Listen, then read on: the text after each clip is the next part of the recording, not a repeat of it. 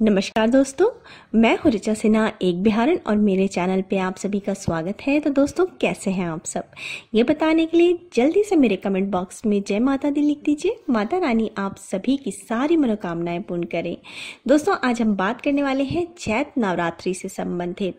तो चैत नवरात्रि बस आने वाली है, तो मैं आज आपको बताऊंगी कि हम क्यों मनाते हैं चैत नवरात्रि, इसका महत्व क्या है, चैत नवरात्रि कब से कब तक रहने वाली है, इस साल यानी 2019 में घट स्थापना का शुभ मुहूर्त क्या है, आपको कलश स्थापना कब करनी है, साथ ही आपको किस दिन माता की किस रूप की पूजा करनी है। इस साल की चैत नवरात्रि बहुत ही खास है क्योंकि इस साल बहुत सारे शुभ संयोग बन रहे हैं। तो क्यों खास है इस साल की नवरात्रि, इन सब चीज़ों के बारे में हम विस्तार पूर्वक बात करेंगे। साथ ही दोस्तों, मैं और भी वीडियोस पोस्ट करने वाली हूँ नवरात्रि से संबंधित, जिसमें मैं आपको बताऊंगी कि घट स्थापना की सरलतम विधि क्या है। अगर आप मनोकामना सिद्धि के लिए कोई उपाय करना चाहते हैं तो आप किस मंत्र का जप करें, कौन सा उपाय करें। तो इस प्रकार के तमाम ज्ञानवर्धक जानकारियों के लिए आप मेरे चैनल को सब्सक्राइब कर लीजिए। वीडियो अच्छा लगता है तो लाइक कर दीजिए और फैमिली एंड फ्रेंड्स के साथ शेयर कर दीजिए। तो चलिए शुरू करते हैं। दोस्तों, यूं तो साल में 4 बार नवरात्रि आती है, मगर चैत्र और शारदीय नवरात्रि का अधिक महत्व है। चैत्र की नवरात्रि इस बार यानी 2019 में 6 अप्रैल से शुरू हो रही है। इन 9 दिनों में पूरी विधि विधान से मां के शक्ति रूप की पूजा आराधना की जाती है। 6 अप्रैल से शुरू होकर चैत्र नवरात्रि 14 अप्रैल को रामनवमी के त्योहार के साथ संपन्न होगी। चैत नवरात्रि में हिंदू नववर्ष का प्रारंभ माना जाता है और पंचांग की गणना की जाती है। पुराणों के अनुसार चैत नवरात्रि से पहले मां दुर्गा अवतरित हुई थी। ब्रह्म पुराण के अनुसार देवी ने ब्रह्मा जी को सृष्टि निर्माण करने के लिए कहा था। चैत नवरात्रि के तीसरे दिन भगवान विष्णु ने मत्स्य रूप में अवतार लिया था। श्री राम का जन्म भी चैत नवरात्रि के समय हुआ था। ज्योतिष की दृष्टि से चैत नवरात्रि का विशेष महत्व है क्योंकि इसके दौरान सूर्य का राशि परिवर्तन भी होता है। कहा जाता है कि चैत नवरात्रि में देवी और नवग्रहों की पूजा से पूरे साल की स्थिति अनुकूल हो जाती है। पंडितों का मानना है कि चैत नवरात्रि के दिनों में मां स्वयं धरती पर आती हैं, इसलिए मां की पूजा से इच्छित फल की प्राप्ति की जाती है। तो दोस्तों, आप इस साल के नवरात्रि को, चैत नवरात्रि को हाथ से ना जाने दें और मां की पूजा आराधना करके अपनी मनोकामना की पूर्ति का आशीर्वाद लें। तो चलिए अब देखते हैं कि इस साल यानी 2019 में चैत नवरात्रि में घट स्थापना का शुभ मुहूर्त क्या है। दोस्तों, चैत मास के शुक्ल पक्ष की प्रतिपदा तिथि से चैत नवरात्रि का प्रारंभ होता है और ये रामनवमी को इसका समापन होता है। इस वर्ष चैत नवरात्रि 6 अप्रैल से प्रारंभ होगी और 14 अप्रैल को इसका समापन होगा रामनवमी के साथ। परंतु दोस्तों, प्रतिपदा तिथि प्रारंभ हो जाएगी 5 अप्रैल को। 5 अप्रैल को दोपहर के 2:20 से प्रतिपदा तिथि प्रारंभ हो जाएगी और ये रहेगी 6 अप्रैल के दोपहर के 3:23 तक। परंतु हम कलश स्थापन और प्रतिपदा तिथि मनाएंगे 6 अप्रैल को, जिस दिन शनिवार का दिन है, क्योंकि 6 अप्रैल को ही प्रतिपदा तिथि में सूर्योदय हो रहा है। अब हम जान लेते हैं कि 6 अप्रैल को प्रतिपदा तिथि में कलश स्थापन का शुभ मुहूर्त क्या है। दोस्तों, इस बार 6 अप्रैल को वैदित्य योग है, लेकिन प्रतिपदा के कारण अभिजीत मुहूर्त में कलश स्थापना कर लेना उचित है। इस दिन रेवती नक्षत्र भी है। नवरात्र को पूजन मिथुन, कन्या, धनु और मीन लग्न में ही प्रारंभ करना उचित माना जाता है क्योंकि ये द्विस्वभाव राशियां हैं। दोस्तों, 6 अप्रैल को दिन के 11:58 से 12:49 के बीच में अभिजीत मुहूर्त है।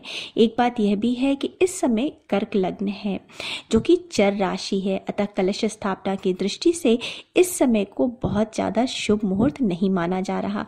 अतः सुबह यानी प्रातः के 6:09 से 10:21 तक का समय कलश स्थापन की दृष्टि से सर्वश्रेष्ठ माना जा रहा है। इसके पीछे कारण यह है कि इस समय द्विस्वभाव राशि मीन लग्न रहेगा। दोस्तों, तो आप सभी के लिए मेरा सुझाव यही है कि आप कलश स्थापना की विधि और पूजा प्रारंभ कर दें 6 अप्रैल को सुबह के 6:09 से 10:21 के बीच में। ये बहुत ही लंबा समय है, 4 घंटे से भी ज़्यादा का समय है। तो इस बीच आप आराम से अपनी पूजा प्रारंभ कर सकते हैं। अपनी पूजा संपन्न कर सकते हैं। दोस्तों, जैसा कि मैंने बताया कि नवरात्रि 6 अप्रैल से शुरू हो रही है और ये 14 अप्रैल तक मनाई जाएगी। तो हम जान लेते हैं कि किस दिन कौन सी तिथि होगी, माता के किस रूप की पूजा किस दिन की जाएगी, किस दिन का क्या महत्व है। दोस्तों, 6 अप्रैल को जिस दिन पहला दिन है और प्रतिपदा तिथि है, उस दिन घट स्थापना की जाएगी, चंद्र दर्शन होगा और माता के शैलपुत्री रूप की पूजा की जाएगी। 7 अप्रैल को दूसरा दिन है। दोस्तों, इस दिन को हम सिंधारा दौज भी कहते हैं और इस दिन माता के ब्रह्मचारिणी रूप की पूजा की जाती है।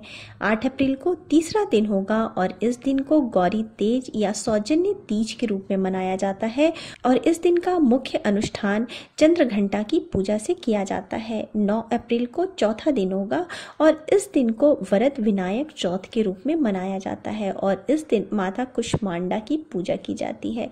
दोस्तों, 10 अप्रैल को 5वां दिन होगा और इस दिन को लक्ष्मी पंचमी भी कहा जाता है। इस दिन का मुख्य अनुष्ठान नाग पूजा और स्कंद माता की पूजा से किया जाता है। दोस्तों, 11 अप्रैल को छठा दिन होगा और इसे यमुना छठ या स्कंद षष्ठी के रूप में मनाया जाता है। इस दिन का मुख्य अनुष्ठान कात्यायनी की पूजा से होता है। दोस्तों, 12 अप्रैल को 7वां दिन होगा।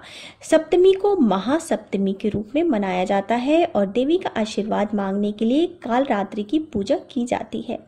दोस्तों, 13 अप्रैल को 8वां दिन है और अष्टमी को दुर्गा अष्टमी के रूप में मनाया जाता है। इसे अन्नपूर्णा अष्टमी भी कहा जाता है। इस दिन महागौरी की पूजा की जाती है और संधि पूजा की जाती है। दोस्तों, 14 अप्रैल को 9वां दिन है। नवमी नवरात्रि उत्सव का अंतिम दिन होता है। दोस्तों, रामनवमी इसी दिन मनाया जाता है और इसी दिन सिद्धिदात्री माता की पूजा की जाती है। नवमी के दिन ही हवन किया जाता है। हवन के साथ ही हम अपने पूजा की पूर्णाहुति करते हैं और इसी दिन कुंवारी कन्याओं का पूजन भी किया जाता है। दोस्तों, इस प्रकार 9 दिनों तक माता के विभिन्न रूपों की पूजा अर्चना की जाती है और भक्तगण माता को प्रसन्न करके अपने मनोवांछित फल की प्राप्ति करते हैं। दोस्तों, जैसा कि मैंने आपको वीडियो के प्रारंभ में बताया था कि इस साल की नवरात्रि बहुत ही खास मानी जा रही है क्योंकि इस साल बहुत ही शुभ संयोग बन रहे हैं नवरात्रों में। तो वो शुभ संयोग क्या है वो मैं आपको बता देती हूँ। साथ ही दोस्तों, मेरा आपको सुझाव है कि इस साल के नवरात्रों को आप हाथ से ना जाने दें। इस साल के नवरात्रि बहुत खास हैं। आप माता की पूजा यथासंभव जितने आपकी शक्ति हो, जितना संभव हो, पूरी श्रद्धा से करें, पूरी भक्ति भावना से करें। आपकी हर मनोकामना ज़रूर पूरी होगी। माता आपकी पुकार ज़रूर सुनेंगी और आपके जीवन में कोई भी परेशानी है उसका हल ज़रूर निकलेगा। दोस्तों, 9 दिनों में इस साल चैत्र नवरात्रि में 5 बार सर्वार्थ सिद्धि योग बन रहे हैं और इतना ही नहीं, साथ ही 2 बार रवि योग भी बन रहा है जो कि ज्योतिष की दृष्टि से बहुत ही ज़्यादा शुभ माना जाता है। दोस्तों, इस बार चैत्र नवरात्रि रेवती नक्षत्र के साथ शुरू हो रही है और साथ ही चैत्र नवरात्रि के शुभारंभ पर गुड़ी पड़वा और नव संवत्सर 20,076 शुरू होगा। दोस्तों, इस बार चैत्र नवरात्रि के 8वें दिन अष्टमी और नवमी एक साथ मनाई जाएगी। चैत्र नवरात्रि अष्टमी के दिन ही सुबह 8:19 को नवमी तिथि प्रारंभ हो जाएगी जो कि अगले दिन सुबह 6:04 तक रहेगी। और 14 अप्रैल को रामनवमी पर इस बार पुष्य नक्षत्र योग का संयोग बन रहा है। भगवान राम का जन्म पुष्य नक्षत्र में दोपहर को हुआ था, इसलिए रामनवमी अष्टमी के दिन ही मनाना शुभ माना जा रहा है। दोस्तों, ये थी इस बार के नवरात्रि की कुछ खास बातें। दोस्तों, उम्मीद है आपको मेरा आज का वीडियो पसंद आया होगा और अगर पसंद आया है तो इस प्रकार के तमाम ज्ञानवर्धक जानकारियों के लिए आप मेरे चैनल को सब्सक्राइब कर लीजिए, वीडियो को लाइक कर दीजिए और फैमिली एंड फ्रेंड्स के साथ शेयर कर दीजिए। मैं नवरात्रि से संबंधित और भी जानकारियाँ आपको देती रहूँगी, तो मेरे चैनल के साथ बने रहिए। अब मिलते हैं नेक्स्ट वीडियो में। Thanks for now, bye bye.